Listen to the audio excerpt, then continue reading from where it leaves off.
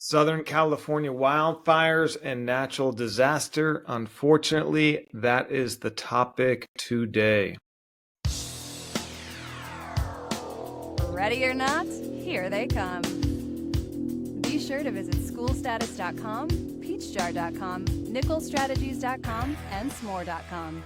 Advocating for public education, sharing our stories, and celebrating our schools, students, and staff. From crisis communications to media relations, social media, and everything in between, we're here to give you the best strategies, tools, and techniques to help you help your community. Welcome to the School PR Podcast, brought to you by Peach Jar, School Status, Nickel Strategies, and s'more. Love them or leave them. Here's your hosts, Matthew Jennings and Ryan Foran. All right, welcome back to the School PR Podcast, everyone. Appreciate you being with us. A tough time for us in Southern California for sure. Matthew Jennings is with us, which we appreciate, and Gail Pinsker from Santa Monica, Malibu, the Community and Public Relations Officer, longtime friend and colleague, also the CalSPRA Communicator of the Year recently, and is in the middle of it as well. So Gail, how are you doing? Wellness check, and kind of what's this all been like for you? I know it's crazy. It has been one of the roughest weeks I've ever experienced in my 15-year school PR career. It is just devastating to see families and staff who have lost homes. We have people still in evacuation zones.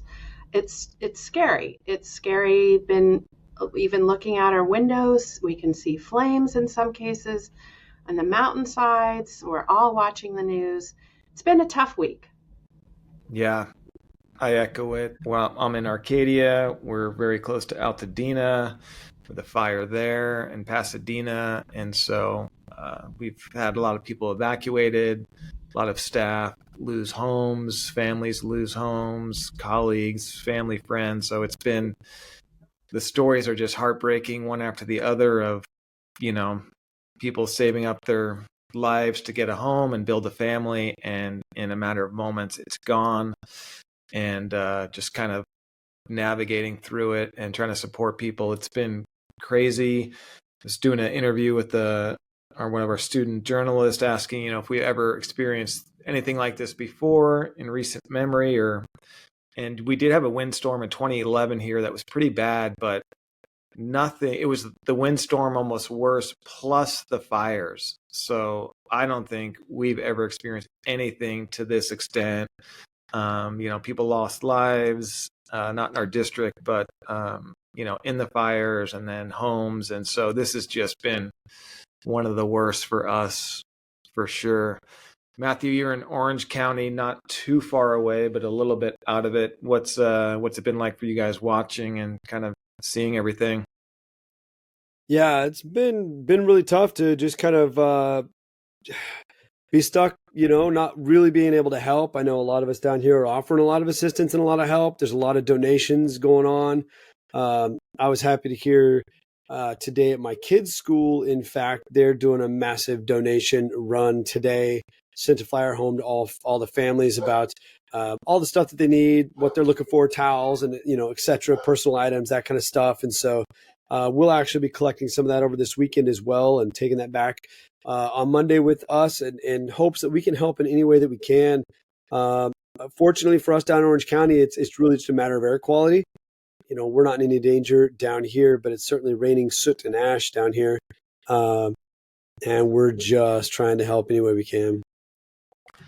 Yeah, that's one thing I'll touch on briefly, then we'll get back to everything. It's people are asking, what can they do? We have staff reaching out, how can we help and support? And it's great to see that. It's been heartwarming. Everyone wants to help, but honestly, it's still, we're not even out of it yet. We don't know the needs. So it's almost like, if you can be patient and hold off, if you have time to do stuff and organize, great, do it. The district is trying to operate open schools. So I know people's heart's in the right place, but it's not our focus right now. It's like those with immediate needs will help and do things. The overall sentiment, it's awesome. I know some people are less affected. They want to support, but really the more that those people can take the leads, the PTAs, let your district staff get back to opening, I think they would appreciate that, because it is hard. Everyone wants to help and they're emailing everyone, but it's like, A, we don't know yet. B, we got to get through it. And C, there'll be plenty of time for that. And if anyone has immediate need, we'll get there. But that's a tough one too, as we're navigating still. Gail, so give us a perspective. So you work for Santa Monica, Malibu. You're obviously in the heart of Southern California. The geographics of your district, you kind of have a unique district and where you're located and situated within all this. Contiguous district, and we're actually the only district like this in the whole state of California right now, and the state of California would never do this again. We have about 23 miles between Santa Monica and Malibu, and in that swath in between is Pacific Palisades, which is Los Angeles Unified School District. So it's a really unique situation that we have such a gap in between. And that fire has pretty much devastated Palisades, as we've all seen on the news. And it's in Malibu right now, and it's really showing a lot of force in Malibu. One of the interesting things is that it's butting up against the burn scar of the Franklin fire in Malibu that was a couple weeks ago, which looked like it was supporting containment a little bit more. As of right now, though, it's starting to go up and around that, which is going to continue to potentially devastate more of Malibu. We've all seen the images of PCH and places that we all know and love and have been to over our lifetimes here. I'm a native Angelino. I grew up in the San Fernando Valley. I then lived in the Santa Clarita Valley, and now I'm on the west side. I've been through earthquakes, other fires, other evacuations, even as a kid. I've never seen anything like this before, the devastation that they're talking about. So it is a challenge in that right now our main artery to get from Santa Monica to Malibu is not available. So in order to get to part of our district, it's an hour and a half or more all the way around on freeways to get in kind of the roundabout way. That's really, really challenging. In Malibu right now, power is still shut off in a lot of places. Gas is off. There are road closures. There are still evacuations. So we are not going to be open in Malibu on Monday. We have reported that that's Monday, January 13th. However, we're not able to make that decision for our 11 Santa Monica schools until we convene our Emergency Operations Center on Sunday to make that decision after reviewing what's going on and all of our criteria, which includes air quality, road closures, evacuations, additional threats. Yeah, and to give people perspective, we'll get into the decision-making process too, because I've gotten some questions about, how are you making decisions? When do you decide to close schools? When do you open them? So I think that'll be great perspective for people. But to kind of rewind how this all started and why this is, Gail, you're so right. This is so unique because even the firefighters, like we're saying, we've never dealt with this, but even the first responders and their press conferences are like, we've never seen anything like this before. And they're getting asked, how do you prepare for this? It's like, you can't. That Tuesday, I guess it was Tuesday night, the winds for everyone, we're used to the Santa Ana winds in Southern California. Yeah. But they're usually, earlier in the fall and they're warmer. It's kind of cold, at least for us in Southern California. But the winds, no matter where you were, I don't know about you guys. I'm so lucky I didn't have a tree limb through my window. It was so loud.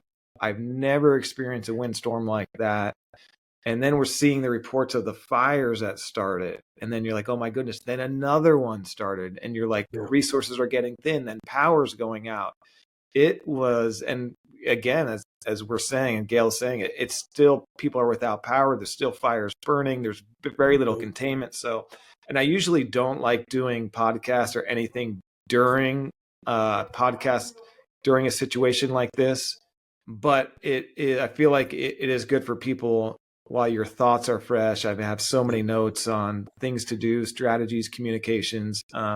So I'm glad we're touching base today. But that's how it all kind of started. But to hear the first responders themselves say they've never experienced anything like this, and then one fire after another, and then it's just been unprecedented. Gail, so when you're hearing it, when it's first starting, what is kind of the information influx for you? And then we'll get into the decision making, how you decide who you're talking to and kind of the process you guys go through.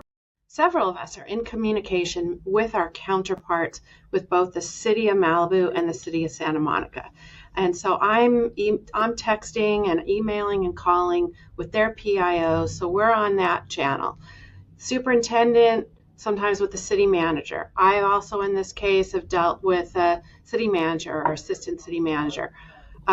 The emergency preparedness directors or disaster coordinators for the cities, we're in touch with them. Our chief operations officer is in touch with a lot of those people as well, along with utilities to see what's going on. We get these notices from Southern California Edison. In our case, we have been, we've had the pleasure, I will say that facetiously, of being part of a lot of the public safety power shutoffs, the PSPSs in Malibu, that has helped prevent perhaps some wildfires. So that is a normal thing for us on a regular basis, that we potentially, from strong winds that are predicted, will have a PSPS in Malibu at any given time. Well, particularly in the fall with the Santa Anas. Like you said, Ryan, this is super late in the year or the beginning of the new year. This never happens like this before.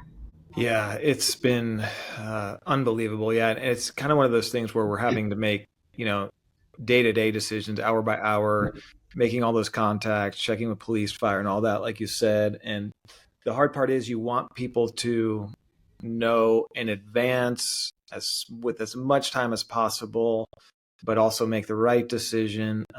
In schools, you really want to always try and be open during a tragedy if you can, because families need a place to go for shelter. But then it's like, is it safe? No, this is not the best place. So those are tough decisions that people don't really understand. Our community so far has been amazing as far as just being flexible, understanding the situation, knowing it's not safe.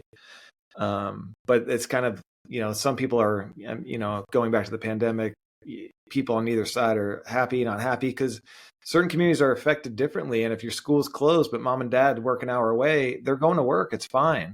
So those are some of the things that really go into the decision making. And then you have to go into logistics. So whether you open or close, okay, can we provide something? So that's been, one of the challenges during a crisis. And to your point, though, when you have these relationships before, that's our advice. You got to know who the PIOs, the fire captains, the chiefs are, your city managers, way before this start. The other thing you mentioned, which I think is great, is working with your local colleagues and your PIOs. Know them before the crisis. Hopefully you have a group going, a group chat or something where you're meeting regularly or talking, or know how to get a hold of them, because it helps a lot knowing what other districts are doing. Are you closing or opening? And you all don't need to do the same thing, but it's good to know if they are doing something you're not, why they're doing it. So when you get that question, you can explain it to them. Well, their situation's different, because you always hear, well, they're doing this, why aren't we doing that? And you can say, well, this is their situation, this is ours. So it's just a lot goes into it. But once you have those relationships, those help, because there's going to be a million things in the middle of it.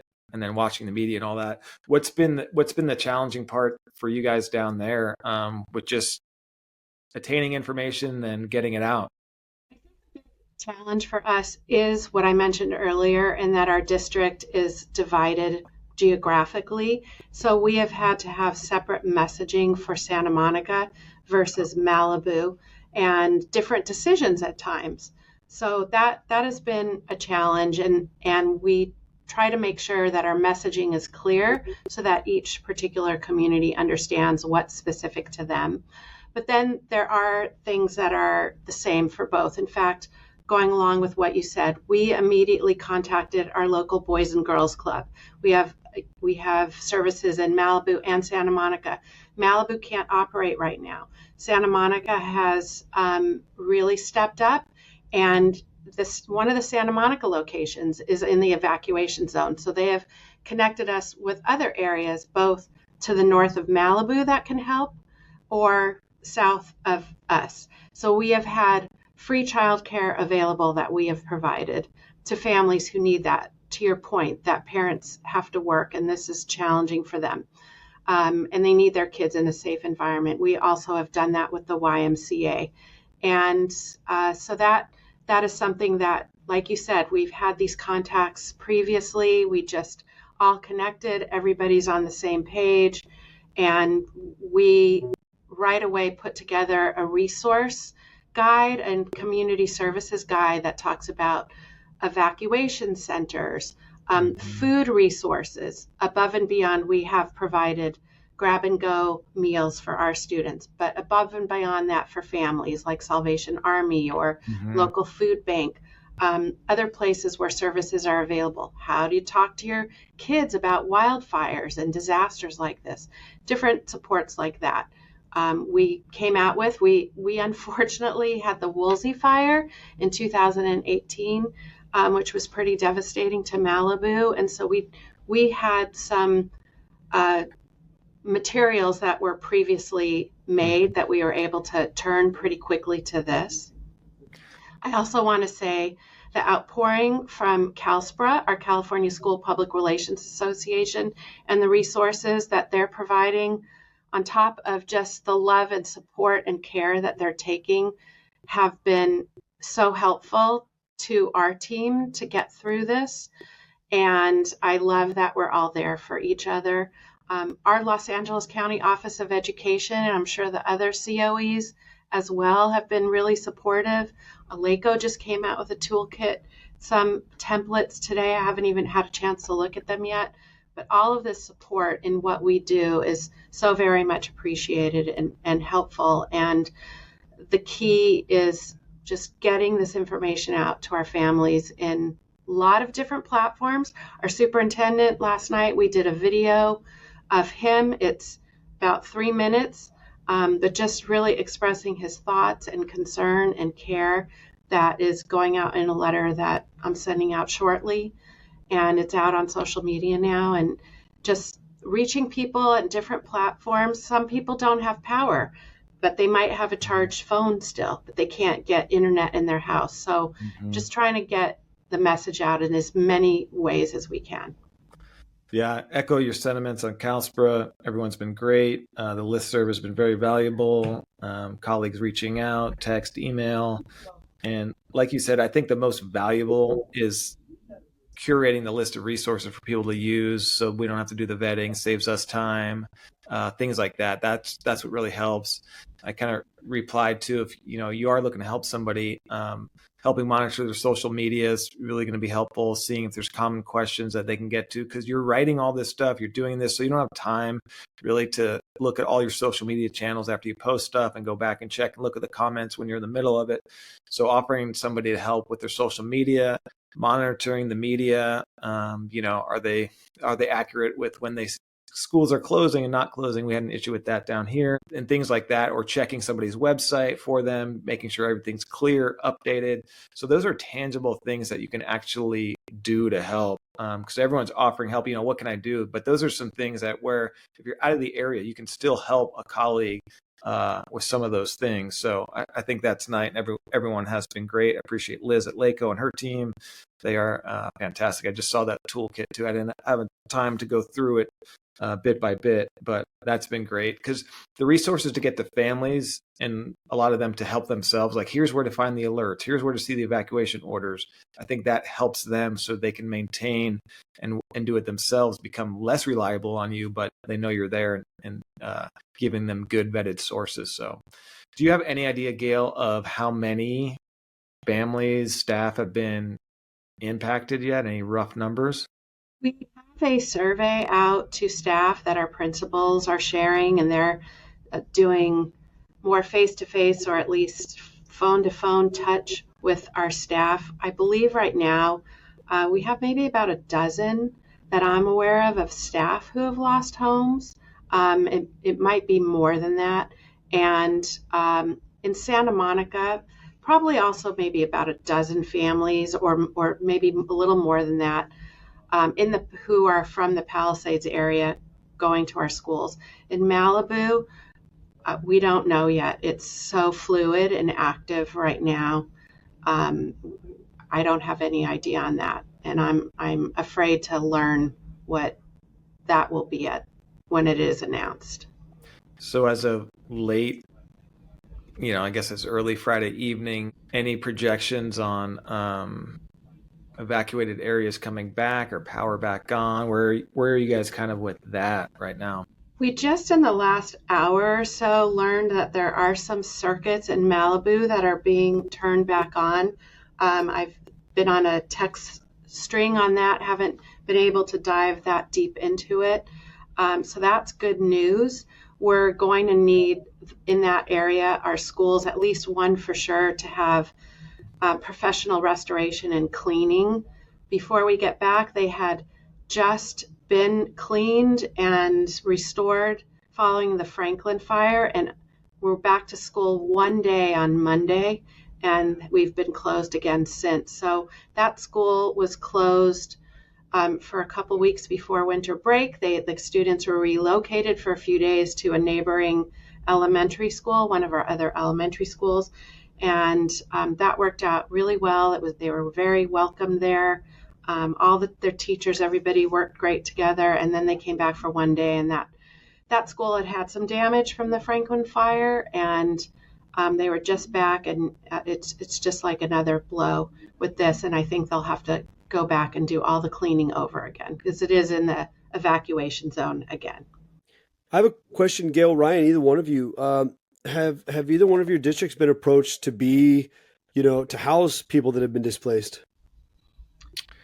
We haven't yet. There is a shelter in our community, which is great. There's one in Pasadena, which is close. But yeah, that's a good point and question because a lot of times your schools will be the shelter during a crisis. We haven't, and they're not really. I think they kind of know too. They haven't been really safe. They're looking much better today than they were. They got all the trees cleaned up, and there was a lot of trees falling down. We had a roof get totally ripped off. So that's been good. But we've made great progress. Our maintenance crews, custodial, have done amazing work. But yeah, that's always a thing to consider too. It's like while you're closing school, sometimes you need to open the gym or something for a shelter. We haven't. Gail, how about you? We have not this time. I know we're always in communication with the Red Cross. We were a few weeks ago for the Franklin fire, which was in Malibu. In Santa Monica, they did put a Red Cross shelter in one of our educational spaces that was available, like a large learning center that worked out really well. I know there was conversation this time, but since we're actually close to an evacuation area, they put it a little bit farther east. A main recreation center happens to be pretty close to where I live.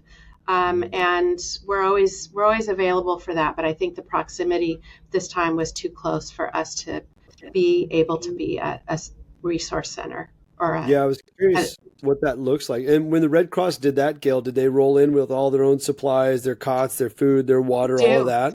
They do everything. We just basically say, here's the space, and and we allowed small animals as well here.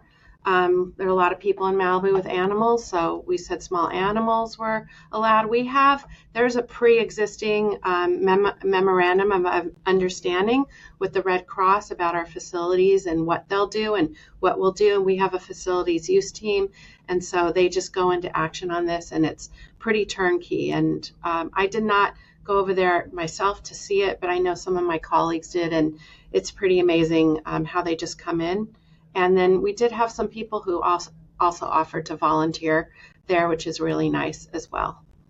Yeah, that's good. That's curious. I knew you guys were probably a little too close this time, but districts that are neighboring, that sure could land at your doorstep. I think many of us have had those MOUs in place with cities and different organizations to become an evacuation center, but I had never experienced it myself. Yeah, so we're, that was in our messaging, as is in our messaging now. It just doesn't have to be in our own community. We also worked with our Los Angeles County supervisor, who happens to be Lindsay Horvath, and her PIO, who I've known for a long time. And so they're also, and our cities, we all work together to promote within our communities on social media and in our communications as well, the evacuation centers, whether they're in our district or in this case, right now they're not, but we're still helping promote that to the general public and beyond our educational partners and families. Gail, how much news have you been watching and how much sleep have you gotten? The first day, Tuesday, was a 15-hour work day. And I was pretty wound up and worried I wasn't going to be able to sleep well, but I actually crashed out pretty hard. I think I put on some spa music, and that seemed to work. I'm a little bit of a news junkie regardless. I have to really manage myself on that. This has been difficult because we do have to balance our own well-being. I love Pilates, and I was really disappointed that my Wednesday night Pilates class was canceled because I really could have used it. But some stretching and doing some things at home, a little bit of exercise at home, hopefully at least made up for a little of that. But that is absolutely important. Make sure you eat properly, try to get rest, and do some of the things that bring you joy and what you normally would do, and talk to people who, will lend you an ear, or people who understand what you're going through. And those are all things to help us stay at the top of our game in this kind of situation. It's been a tough week. Yeah, that's a good point too, that self-care and making sure that you are taking time for yourself and that you are taking time. Ryan, it was a great question just about getting rest, because it's kind of that analogy, like you can't help yourself or your kid in an emergency on an airplane if you're not taking that oxygen mask on and putting it on yourself first. But, this is a really good time too to reiterate. And this is something that has come up over the years, especially in CalSPRA during these conversations, is have a to-go bag, have a backpack in your trunk, have a backpack in your office, wherever that's going to live, with some extra clothes, some toothpaste, some toothbrushes, some of your favorite snacks, those kind of things, so that if you do get stuck in a 15-hour workday at work, you're able to do some self-care there, or at least have some things there that you're able to take care of yourself on. And this is also just a really good time to remember just good emergency preparations in general. If you're evacuated, of course, some of these rules change, but, we are hearing indications of people out of power that are, they can't run their phones and different things. Don't forget some of the basics. Like, if you still have access to your car can charge your phone. Take your phone out, plug it into your car for an hour or two, right? Or go run your car for an hour and let that charge your devices. Buy a couple of those external batteries. Always have those charged up and on hand. Don't wait for the emergency to pull those out and start trying to charge those things. Have some of those external batteries charged up. Get yourself some of the freeze dries food. If you find yourself in a boil notice, or you do have power and you can't run your electric stove, don't forget your propane barbecue in the backyard, right? There are options available to you. These are really good times to start leaning into some of those things, and maybe making a list of some of the things that you want to have prepared, making sure you have water, of course. I'm not talking about like hoarding massive stocks here, but just make sure you have, a couple of days that would get you and your family through. It's really critical in times like this. Yeah, it's a good point, because our district office didn't have power for a good day and a half. And so I worked at home. Luckily, my home had power. But you're right. I mean, try going to the store now and getting an air purifier or a cell phone charger, an external one, and you're done. So you're listening somewhere in the country right now. You don't have that natural disaster yet. Get it now while everything is still in stock. And the to-go bag is a great idea for your work and for your home, because you may be stuck at the office like Gail for 15 hours, and you may need that backup. You may need that change of clothes for an interview, food. So those are really good points, because good luck buying anything like that in Southern California right now when you actually need it. So get it wherever you are in the country, get it now while supplies last on your shelf, because when it hits, it's going to be too late. So that's really important. And then the other thing too, it's like, so we all have a planned EOC, like we're district office going to have this. We were down. We had no power. Our generator wasn't working. The wind damaged everything. So where can you go in certain areas? Who can you rely on? Where can you get power? What friend or relative can you work remotely from to do that? If you don't have email, how can you send an email to families? Like, what are you going to do? Do you have an app where you can upload the email through your phone or things like that? Go through it now, all those protocols, before the crisis, because by then it's way too late. One other thing to throw in here. We changed our mass communication system to Parent Square on January 1st. Oh, cool. We all had one training, couple links to webinars and help desks, and the support of all the great people at Parent Square. However, we're all new. And where on our last system, I was pretty much the resident expert and could talk someone through doing anything on it without looking at a screen, I am not there yet, and neither is our ed tech director. So we have had a crash course in Parent Square, and we had some glitches. We had let our whole community know right before winter break we were doing this to give us some grace, and there might be some mistakes, some things like accidentally scheduling something instead of doing a notify immediately. And so one message came out after the other when it should have been the other way around. And principals calling me, and all of us just trying to do the best we can. But that was a little bit of a challenge. But we just rolled with it and have been doing the best we can on that. That's always my worst nightmare is everyone's like, oh, you switch to this system. It's great. It's like, man, I know my current system. I don't want to take that risk. That's tough. So talk about a double what whammy. Timing. Seriously, what timing.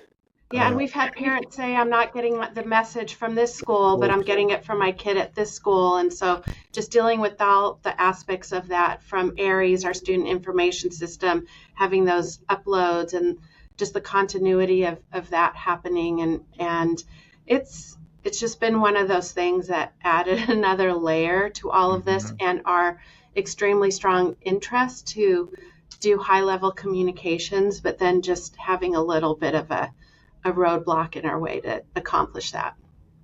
Yeah, a couple of things we've done over the years is we've created a community email list too that people not in our district can subscribe to, which has been amazing. It was super valuable in the pandemic. It's become super valuable now. So if you're not in the schools or you're graduated, but you still live here, you kind of know what we're doing. That has helped a lot. We also created basically an emergency hotline. So you can call in. If your email's down, you can call this number and get a message with the latest information as far as school closures.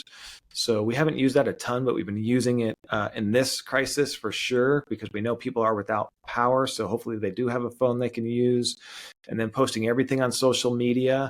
A few things I've done too is we've changed like our profile picture on Facebook to the graphic of when schools are closing, changed our cover photo when the graphic of when schools are closing.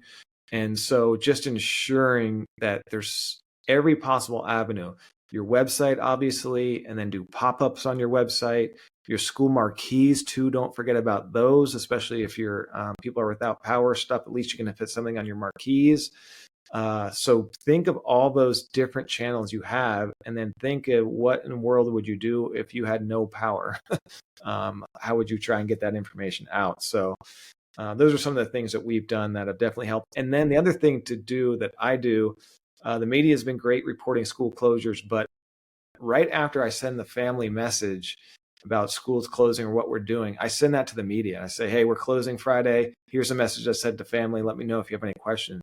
And they help get the word out for you too. So that's another huge communication tool, because everyone's sitting around. What are they doing? They're watching the news. So in case they didn't get your email, went to junk or spam, they'll hopefully see it on the news too. So don't forget about all those outlets and your assets as far as communication tools. Yeah, all good points, Ryan. The other thing too, I think that's important is, when you're making these decisions for closing schools and we're kind of unsure, we're kind of like, could we push it? Could we not? What are the conditions? Getting data. We reached out to our principals and, we were talking about Friday. I think we started Wednesday night and we knew we were out Thursday. Let's start talking about Friday, but let's start getting data. We know we have a lot of people evacuating. Several staff have lost homes. Do we even have the staff to come back on Friday if we were able to? And so once we started collecting data, it was clear. That helped make our decision way quicker. We can get that out to our staff and families way quicker so they can make plans for the weekends. But getting that data with your principals of what are you hearing? What's a rough estimate of, that X amount of employees won't be there on Friday. They're evacuated. They're taking care of families. A lot of our people too, they left the county, they left the state to go live with family because they were done. So that was a good thing that really helped make our decision and make it quicker, is getting as much data as possible. How many calls are you getting? How many staff do you know are not coming back? And the questions from parents so we can put it out. That's been valuable for us. Along those lines, Ryan, what we're realizing this time is we have some loose criteria in our district for making those decisions. That's one of them. Road closures, air quality, red flag warnings, or a few others. But we haven't made this public, and we've been talking about actually putting this criteria into writing on our website. And we have included information now in our letters about our criteria, because we do have some people who complain and just are upset that the school, they don't care. They want their kids in school for whatever reason, and we understand that.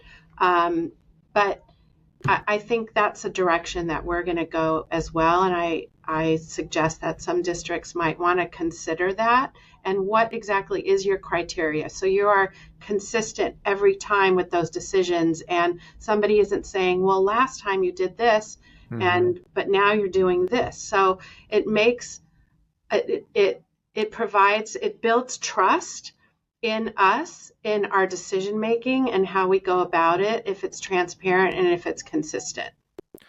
Yeah, I love that idea. It's a great idea. I would love to see the final product, because the tough part is going to allow enough flexibility for different situations. That'll be the tough part. But I think your point is well taken, and a really good one, because people, since the pandemic, are questioning now. And most of our community has been great, but you still get questions of like, open the darn schools, like it's fine here, and like we need to educate the kids. And by the way, there's 2 days in the week, every week, that kids aren't educated, they're not in school, and they seem to be doing quite fine. So the push to get kids back, I get it, but putting in there the reasons, like I think we started doing that in the pandemic, and do it now is like, we still have 2 schools without power. We told them, our families and staff, like we have staff that have been, we didn't get into detail, and we're not giving names, but we have staff that are greatly impacted by these fires. So read between those lines. They don't have houses. Like, and this last thing they can do right now is get to school tomorrow. So I agree with you, Gail. It's like giving some information as to what data you're using and why aren't we coming back. To just send an email saying, hey, all schools are closed tomorrow. We'll check back with you on Friday about Monday. Not a good idea. And I think most people will understand, oh, okay, oh, wow, I didn't realize, that 2 schools still didn't have power. I didn't realize there was significant damage to this school. So that's a great point of like, you want to get the message out quickly, but providing some details and specifics and transparency into your decision-making, I think resonates and is received well by your community. The other challenge is if you have a district that is over a larger geographic area, is some schools may be open and some schools may be closed. So just being really deliberate in how you communicate that information, and including to media, as Ryan mentioned. I had trouble with the Franklin fire a few weeks ago that was in Malibu. We had our 4 Malibu schools closed, but Santa Monica was in session. And the scroll on different media outlets, in some cases, was all Santa Monica Malibu Unified Schools are closed. And then I was scrambling and getting back on the phone and email and text and saying, more specifically, no, it's our 4 Malibu schools. These are the names of the schools. So they started to get that right. And in my messaging to them with the information, I was highlighting, I was putting things in bold and making it really clear our Santa Monica schools are open and our Malibu schools are closed. And for those of you who have schools that maybe cross a wider boundary, you might have half that are open and half are closed. So how you convey that to get the message out and get the media to help you, they're our partner in this. We want them to help us. We want to give them the information. I've been fielding lots of media calls, even some national ones. Our superintendent was on foxweather.com live for several minutes yesterday. And so we want mostly the local community, local area to know, but also beyond that as well, to know the right information. It's a great point. And it's hard to take time to do media interviews and things, but I feel like it is important. I did a few, especially with our local journalists, our high school journalists. It's like, you're more important than, I got a call from CBS, Evening News today. And it's like, I honestly, I need to get to the high school journalists, because that's our local community. even, and the media has in LA, and we're in the same media area, Gail. So, they've been great overall, but they're inundated too. I mean, we're one district and there's hundreds in our area. So it can become confusing, and you need to be crystal clear with them. I even clarified with them, I think it was yesterday, that this is all Arcadia Unified Schools, because one ticker had all Arcadia schools closed. It's like, I don't need to do this, but I'm speaking for Arcadia Unified School. There's other schools in Arcadia that are not in us. I do not know what they're doing. I'm not speaking for them, so I don't want to confuse their parents. But that's a fantastic point. You need to be crystal clear. And then that's my other point. If you want to help somebody and you're not in the area, or you're in the area, or have a staff member, have them watch the media and see what is being reported, because a good chance you're going to have to make a correction. Yeah, this is good stuff, guys. Absolutely. And it goes back to what you said earlier, Ryan, which was really incredible, and information. We've said it on this podcast several times. It's about making sure you have those relationships built before the crisis as well. So, it's one thing to see that ticker go off on the bottom of the screen and have that panic moment, and a whole nother thing to be able to go, oh yeah, I know exactly who to reach out to get that corrected. So make sure you're developing these relationships beforehand. You brought up a good point too about, what do you do? Where can you go work? If power's down, if your district has not identified an offsite EOC as well, that's a good thing to do. I know the districts that I worked in, I'm not sure if we had an offsite, but I know that we had generators and everything else, and we just were sure that was all going to work, I guess, right? And so, and to your point, that doesn't necessarily mean that it is, or you could be evacuated as well from that area. And so just making sure that you have some of those preparations done. But this has all been a fantastic conversation, you two, and I really appreciate the work you've been putting in this week. I know it's really, really difficult. I'm one of those people that's just had to kind of sit back and wish I could do more to help, and just gently offer help along the way to those that I've been reaching out to. And that's kind of the most I can do at this time. But you guys doing a lot of good work. Appreciate that, Gail. You have been doing amazing work. I got to give a shout out to my local SGV PIO group too. It was easy for us. That was my advice too, for people in Kalispell listserv, is get those local PIO groups too. Your neighboring, sooner the better. Get those communication chains. The other thing you could do to offer from a distance is copy editing for somebody. Like, hey, I can take a look at all your stuff and just do some quick copy editing. I think that is very helpful, because these things are getting slammed out one after the other, which is fantastic. But yeah, my local SGV PIO group, they've been amazing here. Everyone's kind of communicating, and it does help, knowing 3 or 4 school districts around you are closing, so you're not alone. It makes the decision making a little bit easier. So just knowing what people are doing and that constant communication, they've been awesome and just doing fantastic work. So just appreciative of everyone and seeing all the work. And Gail, you've put out some amazing stuff. So kudos as always. Thank you. You too, Ryan. And I share that appreciation with all of our local districts who are in this same situation together. We have friends and family in your areas too. So we're all hoping for the best for them, and understand that many of them are struggling through this disaster right now. It's nice as a professional to have all of you in a support system to go through this and to share and bounce things off each other. It's super valuable, and we are here for all of you, all of us, a little bit of old timers doing this. We're here to support and help you get through this, or like Ryan said, just take a look at something, proofread, bounce an idea off. We're here to support you.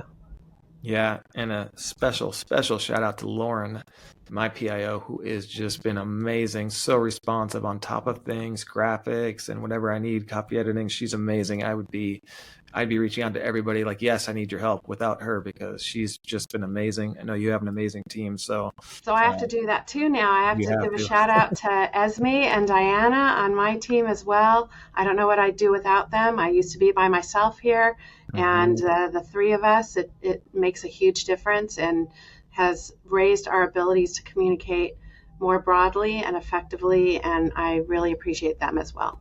Look, it's always hard in a crisis, and we go back to, so you'll always get criticism. Somebody's going to not like something, but the more staff you have, and so when PIOs are, years ago, they used to always be the first to get cut, or it's tough to add a position. I'm telling you right now, it is worth every dime to add another PIO communications person to your district and look at these crises. And this is total justification. I would be swamped without Lauren. We would be inundated. It would not be as good. So when we talk about, we're not sure we can add this to the budget, put yourself in a natural disaster and rewind a year. You would have made that decision in a heartbeat. That's so true. So true. All right, Gail, I know you're busy. I'm busy. Matthew, you're busy. We appreciate taking the time. It's been the end of a long week, so we weren't going to do this. We canceled the earlier session, but we all got our stuff. And I know we'll get back to it tonight, watching the news and preparing messages for the weekend and all that. I was at all the school sites today. I'm amazed. I got to go to most of our schools. They look really good already, late Friday. So thrilled with that and just really appreciate everyone's work. Appreciate you guys for hopping on, sharing your expertise and whatever support we can offer anybody, reach out. And Gail, the best to you and your community. Hope you guys do okay. Thank you. Yeah. Thanks for allowing me to join you and share. And it's great seeing both of you. And take care to everyone out there. Take care of yourself. Take care of yourselves and take care of each other. Well said.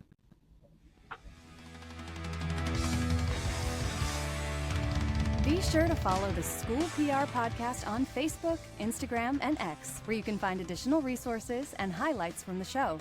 Please like, subscribe, and all the fun stuff. And most importantly, without our sponsors, this podcast doesn't exist.